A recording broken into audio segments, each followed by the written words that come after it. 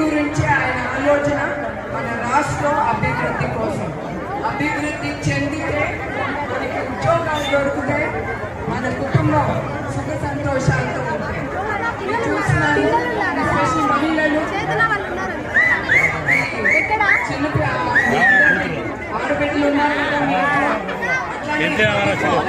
గంజాయి దించి యువకులకి అలవాటు చేసి యువకులు ఆడబిడ్డలకు అలవాటు చేసి వాళ్ళ పైన చాలా అరాచకాలు చేస్తున్నారు.